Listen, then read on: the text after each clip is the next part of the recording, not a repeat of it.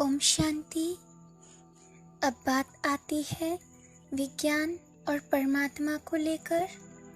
Scientist यानी कि वैज्ञानिक एक शक्ति के जरिए ही सृष्टि की रचना को स्वीकार करते हैं, लेकिन वह शक्ति का चेतन ज्ञान रूप और इच्छा रूप नहीं मानते, क्योंकि साइंस यानी कि विज्ञान के पास इस शक्ति को अनुभव एक्सपीरियंस करने की सामर्थ्य ही नहीं है, कैपेसिटी नहीं है।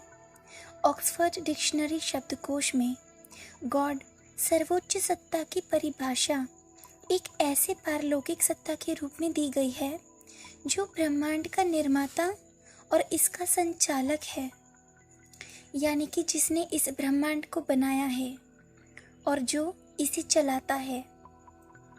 अल्बर्ट आइंस्टाइन जर्मन मूल के वैज्ञानिक साइंटिस्ट जिनको नोबेल पुरस्कार प्राप्त है, वह लिखते हैं कि जो अभेद्य है, यानी कि जिसको भेदा नहीं जा सकता, जिसको पहचाना नहीं जा सकता, जिसके बारे में मालूम नहीं किया जा सकता, उसका भी अस्तित्व है।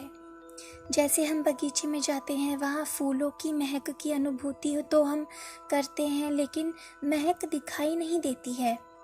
इसी तरह हमें ईश्वर इन आँखों से दिखाई नहीं दे सकता है, नहीं देता है, क्योंकि हमारी आँखें फिजिकल हैं। हम इन फिजिकल आँखों से, इन स्थूल आँखों से उसे नहीं देख सकते। उसे देखने के लिए हमें दिव्य चक्षुओं की, दिव्य नेत्रों की ज़रूरत है, जो कि बुद्धि के द्वारा ही देखा जा सकता है। दिव्य बुद्धि के द्वारा ही हम अपने दिव्य चक्षुओं से, अपने दिव्य नेत्रों से उसे देख सकते हैं। लेकिन परमात्मा की अनुभूति हम कर सकते हैं, यानी कि हम उनका एक्सपीरियंस, उनका साथ, उसको एक्सपीरियंस कर सकते हैं। जैसे वैज्ञानिकों के जरिए अति सूक्ष्म न्यूट्रॉन व साइसोन व कणों की खोज की है, लेकिन इन कणों को इन खुली आँखों से नहीं देख सकते। उन्हें देखने के लिए यंत्रों की ज़रूरत होती है, मशीन्स की। उसी तरह परमात्मा का रूप ज्योतिर्बिंदु है। परमात्मा सूक्ष्म अति सूक्ष्म ज्योति कण है। उस दिव्य ज्योतिर्मय रूप को दिव्य चक्षुओं यानी कि दिव्य नेत्रों, आँखों के द्वारा ही देखा जा सकता है।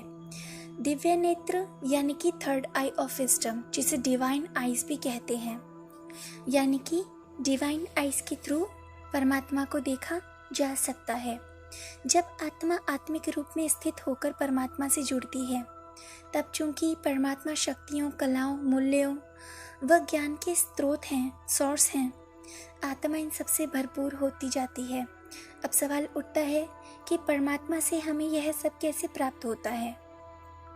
जिस तरह केमिकल कंपोनेंट्स अस्त व्यस्त होने पर बैटरी डिस्चार्ज होती है, यानी कि जो केमिकल कंपोनेंट्स होते हैं, जब वो ऊपर नीचे हो जाते हैं तो बैटरी डिस्चार्ज हो जाती है, और जब बैटरी को दोबारा से करंट मिलता है तो उसके जो कंपोनेंट्स हैं वो व्यवस्थित हो जाते हैं, माना ठीक हो जाते हैं, मैनेज हो जाते हैं, और बैटरी चार्ज हो जाती है, फिर से फुल हो जाती है। उसी तरह परमात्मा जो शक्तियों के स्रोत है, वो माना उनसे जो हम शक्ति लेते हैं वो एक करंट है, और हमारा मन एक बैटरी की तरह है। उनसे मन बुद्धि को जोड़ना होता है परमात्मा से।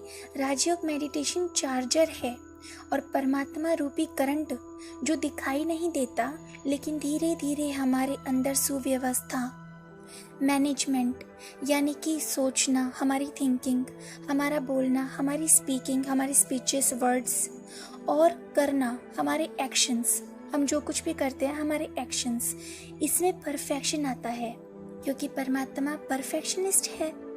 और उसके साथ अगर हम कनेक्ट हो जाएंगे तो हम भी परफेक्ट हो जाएंगे, हमारी हर चीज़ में परफेक्शन आएगा। इस तरह आत्मा में बदलाव आ जाता है। एक बार को आत्मा की पावर कम हो जाती है, लेकिन परमात्मा की पावर कभी कम नहीं होती। वो तो सदा ही एक रस है, जिसे साइंस कहती है कि जब एनर्जी फॉर्म चेंज नहीं करती, तब एनर्जी सेम रहती है। इसलिए परमात्मा कभी शरीर नहीं लेते, इसलिए उनकी एनर्जी सेम रहती है, क्योंकि वो कोई शरीर नहीं लेते, वो कोई रूप नहीं लेते, वो जन्म मरण के चक्र में नहीं आते, इसलिए वो कोई रूप नहीं लेते हैं। और जब वो रूप नहीं लेते, उनके संस्कार चेंज नहीं होते, उनके गुण सेम रहते हैं, उनके वर्चूज सेम रहते हैं, उनकी एनर्जी सेम रहती है, हाई रहती है। आत्मा परिवर्तनशील है क्योंकि वह जन्म मरण के चक्र में आती है, यानी कि वह रूप लेती है, कई रूप लेती है, कई जन्म लेती है, तो उसके संस्कारों में परिवर्तन आता है, उसके गुण कम या ज़्यादा होते हैं, और इसलिए कहते हैं energy converts into other form. लेकिन परमात्मा अपरिवर्तनशील है, यानी कि वो चेंज नहीं होते क्योंकि वे जन्म मरण के चक्र में नहीं आते, यानी कि he is that supreme energy which does not convert into other form. अब एक बार हम परमात्मा के परिचय को सारांश में और जान लेते हैं। परमात्मा का नाम सदाशिव है, जेहोवा, गॉड, अल्लाह, सिद्ध शीलापति, चिनकुन शेखी, वाहे गुरु, सबका मालिक एक। ये सब है। परमात्मा का दिव्य स्वरूप अति सूक्ष्म दिव्य ज्योतिर्बिंदु रूप है, नूर है, प्रकाश है, लाइट है। परमात्मा की योग्यता सर्वधर्म मान्य, सर्वोच्च, सर्वोपरि, सर्वज्ञ, सर्वगुणों में अनंत, सर्वशक्तिमान है। परमात्मा का निवास स्थान ब्रह्मलोक, परम धाम, निर्वाण धाम, शांति धाम, मूलवतन, वो ईश्वर। ये जो एक ही निवास स्थान का नाम है, लेकिन इन सारे नामों से उस एक स्थान को पुकारा जाता है, जाना जाता है। परमात्मा का दिव्य कर्तव्य अधर्म का नाश और सत्य धर्म की स्थापना करना है। देवता अनेक होते हैं, कई सारे होते हैं, बहुत होते हैं। देवताओं को देवता बनाने वाला एक होता है।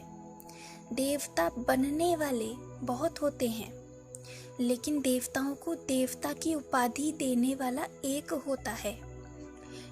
सबके पिता इस ब्रह्मांड में सर्वोच्च एक ही हैं, जो भगवान हैं। भगवान एक ही होते हैं, परमपिता परमात्मा शिव। हम सबके इस ब्रह्मांड के पिता हैं, भगवान हैं। ओम शांति।